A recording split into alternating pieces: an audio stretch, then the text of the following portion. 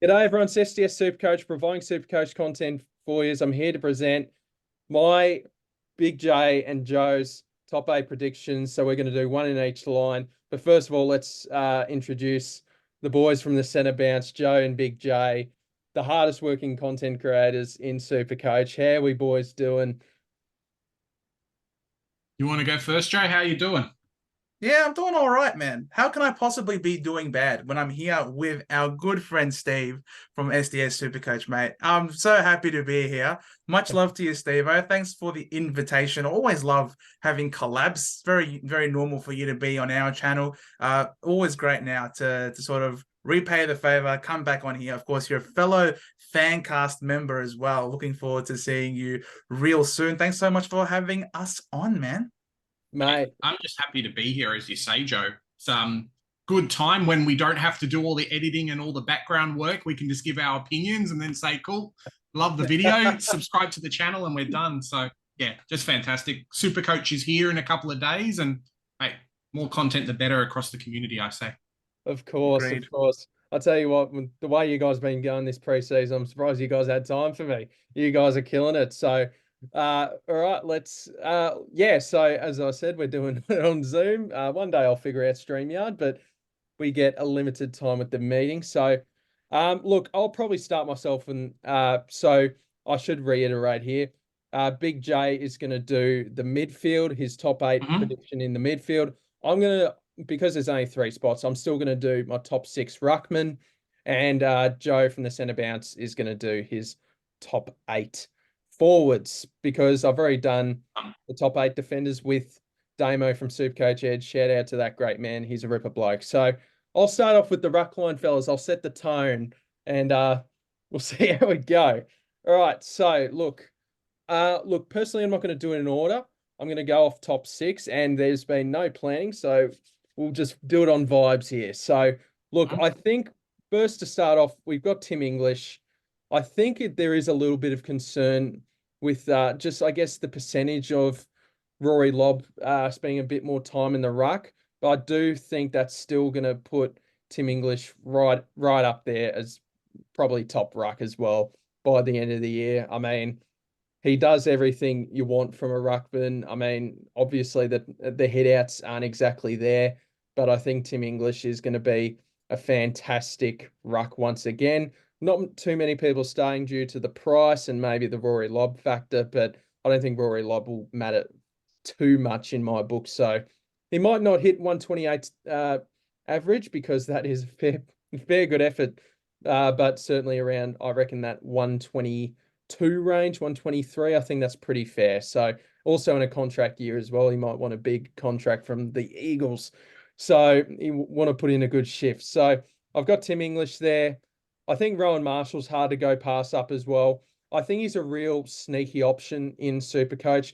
He's just in that awkward price in between Gawn and English, where I guess if you don't want to pay up too much for English, then you can go with Marshall. And if you don't trust Gawn, then you can go with Marshall.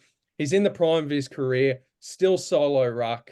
And I just think he's still going to be in a good side with the Saints, and can still do stuff around the ground. I think the new ruck rule will help him as well, because he's one of the stronger rucks. So might get away with a few extra hitouts. So I've got Yep. Marshall there. Number 3 right there is Kieran Briggs. I mean, he scored 109 with, I believe, 69% game time, which is just a sign of what he could do. But it's a shame due to that buy, because I think his ownership would be a lot higher if he didn't Mm. have that early buy. So I really like Kieran Briggs and his prospects for this season. As we can go down the list as well, I think it's fair to say that I think Wits might drop a bit. Darcy is hard to trust.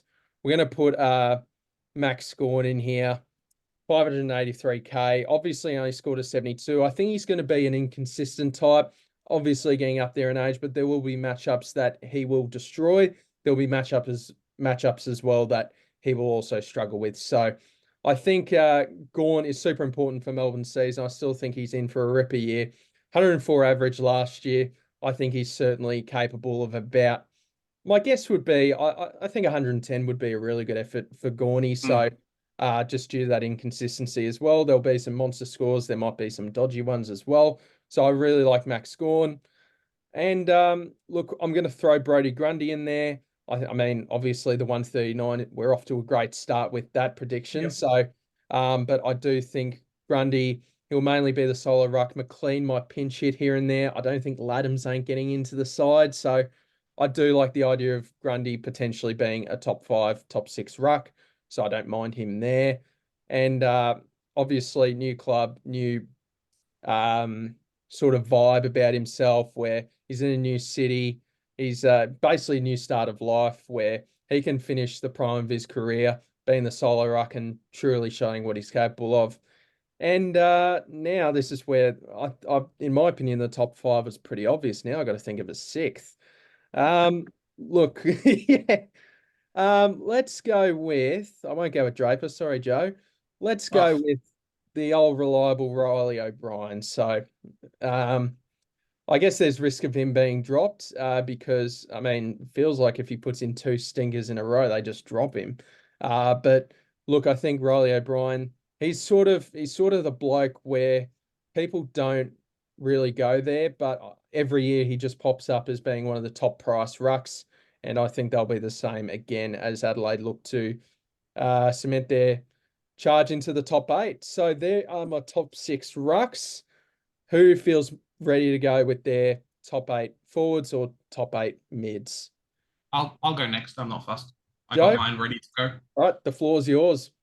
Easy. So when I picked the top, let's go top 8, right? I picked my top 8, the guys that I think will end up scoring. And then I've done 3 guys just because there's bench space there left for us on the screen of guys who I think will be around the mark, but maybe a little bit unlucky to get in. So I assume that you guys, Steve, did Nick Dacos as a defender, so I don't have to put him in this ruck list. Sorry, in the midfield list. Nope, just pure mids. Perfect. All right. So first off, I have Bont. I think he's still going to be M1. I think he's going to be a fantastic player. And, you know, the scoring's definitely there at the Dogs. No one's really going to come in and steal his spot at the club. You should start him in SuperCoach. You should start him in everything. Chuck him in as your first pick in the draft if you can. So, yeah, just a fantastic player. Even when he doesn't get pure mid-time, he's kicking goals in the forward line. And it makes his scoring go even higher. So it's great there. Next up, I have Zach Butters as my pick. Nice. Now, I know it's a little bit controversial because he's a little bit cheaper than some of the other players, but I just think the scoring's there. And you look at his kind of score from last year and then the year before and the year before, he's basically adding like 10 to 20 points every single year. So if he does that this year, he's going to be going for a 120 average. And, you know, that's at least a top 3 score, depending on what happens, like scoring across the league. So that's the pick for me. I've kind of gone a little bit cheeky with this next pick and said, screw him having 2 early buys. It's Tom Greene. So he's my M3. I just think he's going to go on fire, similar to Zach Butters. We know the consistent scoring's there. If he can stay fit and not have the slump like he did have during the middle of last season, fantastic. He's going to go mental, and he's the real engine room player for that GWS team. He's going to make the older guys look better because the ball delivery is just going to be that good. He does have an early buy, and then he does have the round 12 buy, I'm pretty sure, as well. So versus him, you know, and a couple of these other selections, it's tough for us in SuperCoach, but in terms of pure average, Tom Greene's definitely there. Next player up on the list is LDU for me. If he can stay fit, he only plays mid. He does what Bont does. When he eventually goes forward, he kicks goals, runs through the middle and kicks goals as well. So if he can stay fit for the whole season, I reckon he's a top 5 easy. So that's why I've kind of slotted him to 4th pick. I don't think the tag affects him as much. It's more just his health that kind of tags him out of a position and out of scoring. So if he can stay fit, as I've said, fantastic player. And another one there, if you have a look, outside of Bont, it's like 3 guys who are young, right? 3 guys who are building off their scoring from last year. Someone who I hope can build off his score from last year is Jordan Dawson, who I've put in as number 5. Now, it's interesting because Joe and I have talked off air about Jordan Dawson and, you know, versus Tom Greene and having 2 early buys versus not. But Jordan Dawson does everything for that Adelaide team. He does kick-ins, does clearances, bursts through the middle. plays wing, plays, high half forward as well for them, and kicks goals after the siren. So the avenues of scoring's there. The only reason why he's not a little bit higher is because he generally has to play multiple different roles on field. And we might end up with some games where he's stuck on a wing instead of the main person out of the middle, especially with Adelaide wanting to give Rankin some more time, potentially wanting to come in and give Sam Berry and some other guys some more time. People have to move out of the position, right? So that's kind of where it's happened for me.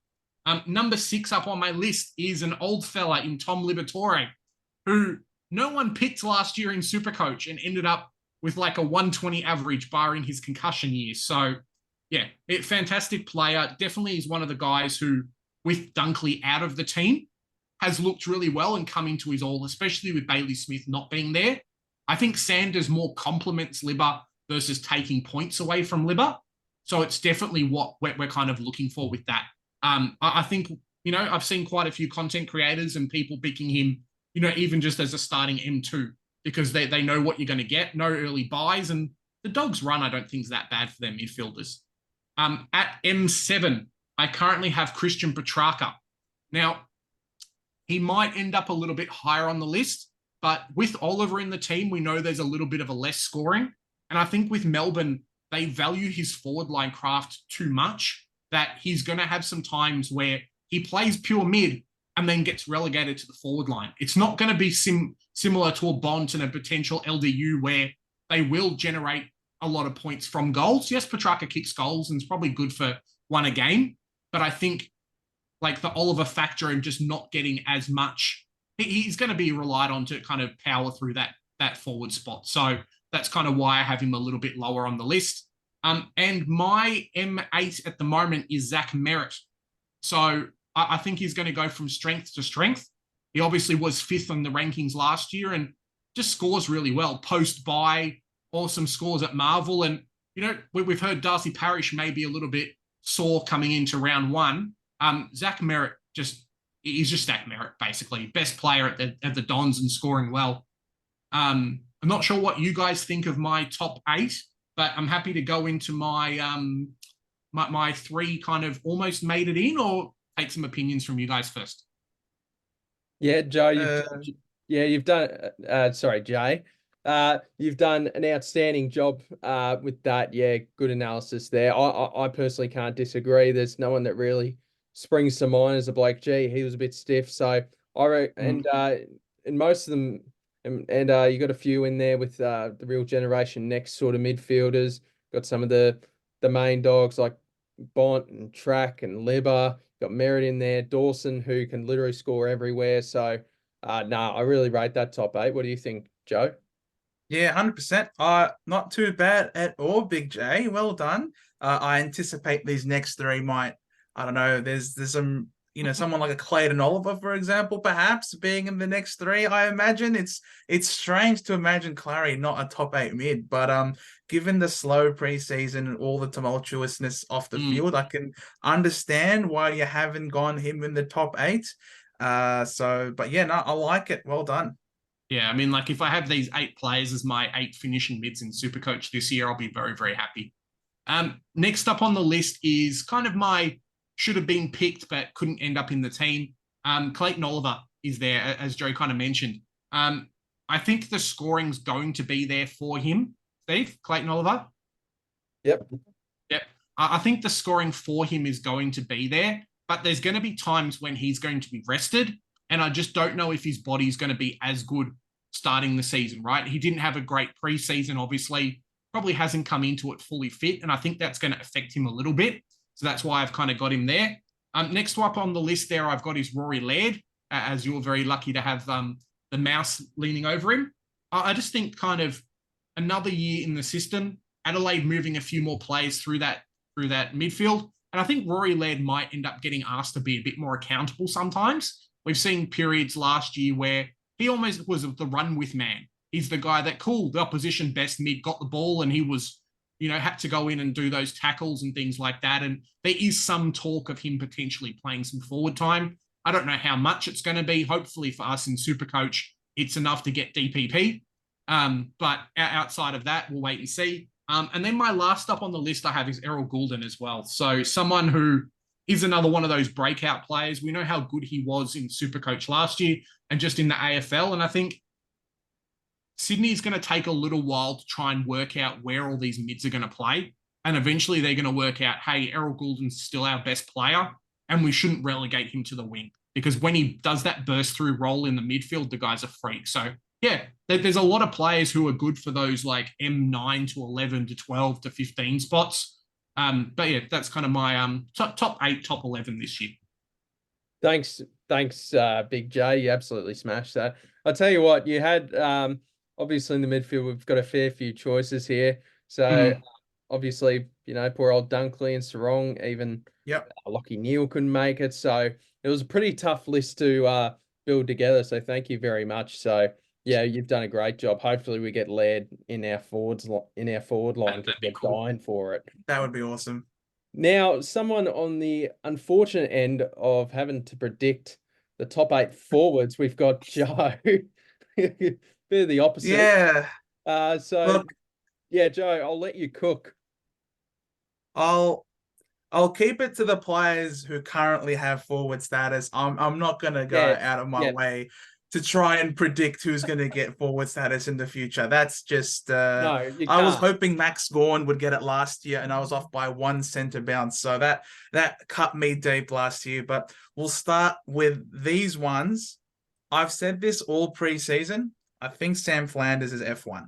I think Sam Flanders is going to be the man, and that's why I do think that he's worthy of selection despite the early bye. I think this guy had a wonderful run home last year after Stewie Dew got the sack. He was unfortunately played forward pocket, which really is the graveyard shift, the graveyard zone there, and that's not his game. His game is absolutely predicated on pushing high up the ground, getting involved in the plays. He doesn't need a lot of center bounces. I did a spotlight video on him during this preseason, and his ideal position is being fourth fiddle in the midfield, playing high half forward, and he doesn't mind being able to find the ball at will. Yes, he beat up on a really weak Richmond team, but if you look at his heat map, and if you go and you watch the game, he acquired quite a few of his disposals in the defensive half of the stoppage. So he's worked his way up high, up the ground. He was 4th in line, 4 stoppages, 4 centre bounces.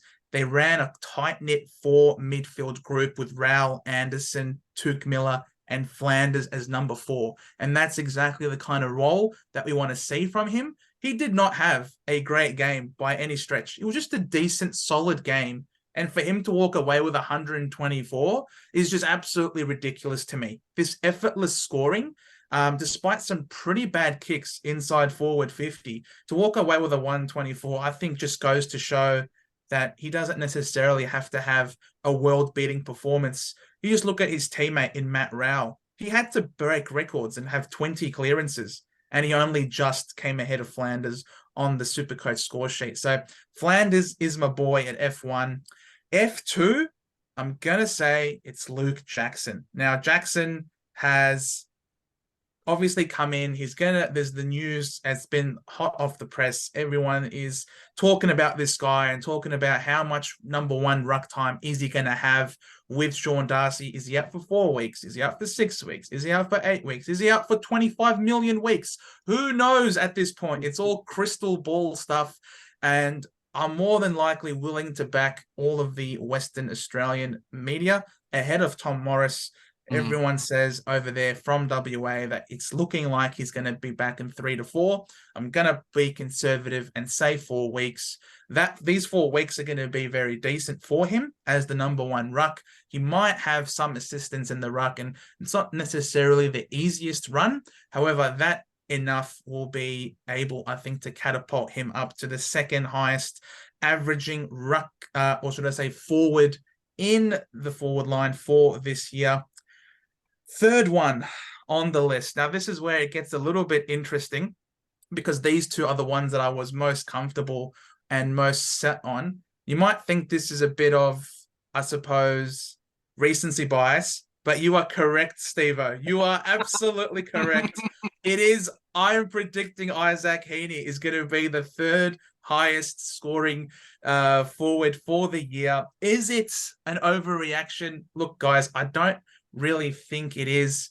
He's scored a 144 playing on the ball against Melbourne. You know what I mean? Like, he had so many contested possessions. And when you think Melbourne, you think brutality in the midfield. Gawn, tapping it down to Clary, tapping it down to Petrarca, to Viney. For Heaney to be as dominant as he was in that sort of game, playing on the ball. Now, is he going to have this role all the time? No, he will not. We've heard it every single year, every preseason, more midfield time. Well, he's finally got it this year, and it's because of all of the injuries in that midfield. You listen to what John Longmire, what Horse had to say after the game and during the course of the week, that they have a young midfield brigade. They wanted to take him out. They'd like to play him forward, but he is a leader and he is among the older, more experienced players in that midfield mix. And they're going to need him to play bulk minutes there again this week against Collingwood. So not only have we seen him go pop off against Melbourne last week, John Longmire himself has basically told us he's going to play on the ball again this week. And that's exactly what we want to hear, because you look at the next few games, who he's got.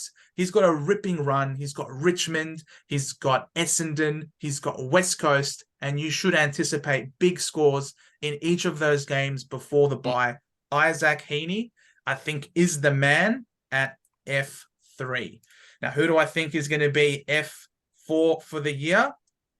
I'm gonna say Shai Bolton for F4 this year. It is a bit of a left wing sort of call, but I think that Dusty Martin is getting older. He's about 32 years old. You can't have him running around in the midfield forever. I think this guy is more than capable of pushing up higher into the ground. He is genuinely one of the best players in the league. I think this guy is a genuine superstar. He just hasn't had the SuperCoach scoring to come along with it.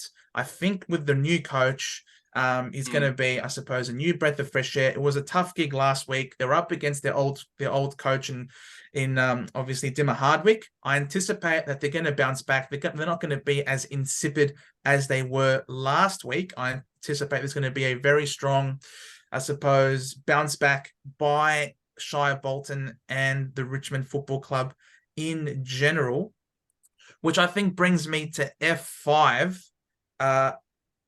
I'm not going to rule this guy out. I still think Jack McRae is capable of pushing the top 8 in terms of the forwards. I think this guy, he's got a proven history. It might take him some time to get in on the action given the hamstring concerns, but I do think that someone like a Sanders, for example, is going to start off hot, but it's a very different thing playing in the AFL as opposed to playing in the juniors. It's a big step up, and he's a contested ball winner. So Sanders, I think, will find that it's an entirely different beast playing as a contested centre bouncer 10D at the AFL. And I do think there will come a time where he will have to be managed and rested or play out of position. And I think Jack McRae is one of those stalwarts at the club. I think people were still willing to start him, even with an understanding that he's not going to get all those CBAs that he had in the past. I do think he's still capable of, maybe going 85 to 90 as opposed to 100 average that he did last year, which I think puts him in the top 8 forwards. Next one, I think, will be Zach Fisher. If he stays fit and he stays healthy, playing that halfback role, we've seen many times for North Melbourne that halfbackers tend to accumulate a lot of points. Now, of course, it is big to assume that Zach Fisher is going to last the whole year, but this is all predicated on the best case scenario. I know he's had a couple of soft tissue concerns in the preseason regarding his hammies, but I still think that if he stays out on the park, that he can continue to get kick-ins and share the love in the back line with a Sheasel type or a McKercher type. So I do think Fisher can find his way there. Now, F7, haven't thought that far ahead, to be honest. I'm going to say Toby Greene. He had a slow start to the game against Collingwood. I think this guy is too good of a player to be averaging his 63s, to be honest. I think this guy is going to be smashing a bunch of teams with his Giants. And I anticipate that the Giants could finish as high as top 4. And if they do, I think he is going to have a big part to play. I can see you scrolling all over the place here, Steve. Honestly, there's so many players that could be that final spot there. But you know what? I'm going to say Harry Mackay. Oh, I'm going to That's say not Harry who I thought Mackay you were going to pick. is for FA. I know it is out of the blue. Absolutely, it is. And I just think the upside in this guy, he seems to have slimmed down. I've noticed it in that game against Brisbane. He looks slim, he looks lean, and he's covering the ground incredibly well. You can't beat this guy on a lead. As soon as he takes off, he's always leading ahead of his direct opponent, whether it be to get to the ball or leading up for a mark. He just seemed really dominant, I think, in a one-on-one contest. He's been pinch hitting in the ruck. It looks like they're going to forego Pitternet. They're not going to be playing Pitternet anymore. Seems to be out of favor over there at Carlton. They're rocking Tom De Koning as the number 1 ruck, and then they've got Mackay backing him up as the second. They can do that because they've obviously got Charlie Curnow resting in the forward line. So their forward line isn't depleted even when he does go in. He had about 10% of CBAs against the Brisbane Lions last week. He seems to have gotten over the monkeys on his shoulder, their little devil whispering in his ears. He seems to have really solidified, I think, and improved on his kicking. And that's been the big thing holding him back. So if he's able to kick those clutch goals, he's kicking drop punts from that distance. He's not going for any stupid, silly round the corner kicks anymore that I noticed in last year. I think Harry Mackay is in for a big one. If Carlton are going to finish top 4, which I think they will, and their performance against Brisbane getting over the top despite all those injuries, mate, how can Carlton finish top 4 if Harry Mackay isn't firing? This is my left wing call. This is my out of the box. I reckon Harry Mackay is going to be a top 8 forward this year. mate, I rate that shout. Definitely could happen. I almost thought you were going to say Harley Reid just for the lols. You're like, yeah, lock him in. I know we did that with our preseason power rankings video, and potentially could be there if he's playing halfback or a dominant mid role. But I really like your list, Joe. Some good balance and then some good players. Obviously, for us in SuperCoach, once DPP comes in, we might get some cheeky midfielders. But fantastic list if that kind of doesn't happen for us. Mate, Thanks very much. Yeah, I reckon you've done a fantastic job there. I like the Mackay shout. I like the rogue ones. I like it. And you did a very good explanation with all these players, and same with you, Jay. So, yeah, look, just to reiterate, because there's a few players missing here.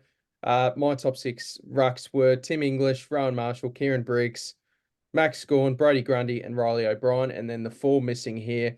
The blokes we have on screen are obviously ones we predicted, but we've obviously as well with the top 4 as well with Bont, Butters, LDU, and Tom Greene. So, well, there you go, guys. Thank you so much, Big J and Joe, for jumping on the channel. It means a lot. I know you guys have pretty busy schedules with the amount of content you guys do, which is crazy. So thank you guys so much. Mate. Anytime, mate. Anytime. Thanks for having us. I know there's going to be a lot of comments down below about my top 8 forwards. So have at it, guys. Have at it. It's all good. Engagement is great. You can tell me, Joe, you are off your peanut. Why the hell is Liam Baker not in the top 8? Or why is Machida Owens not there? Look, I don't know. I'm not God, all right? I can't predict the future. This is just my call. And let me know if I have had any deficiencies in my reasoning. That's more important for me. So constructive feedback, guys. We love to engage, and I will be responding to comments down below. Thanks so much, Steve-O, for having us, man. No worries, mate. I'll tell you what, if you were God, it'd be pretty easy to play this game, wouldn't it? So thank you guys so much for watching. Make sure you jump on the Centre Bounce and like and subscribe. You guys probably already are, but just to reiterate, make sure you guys do like and subscribe to my channel as well while you're at it. And thank you guys so much for watching, and we'll see you guys very shortly. See ya. Gotcha.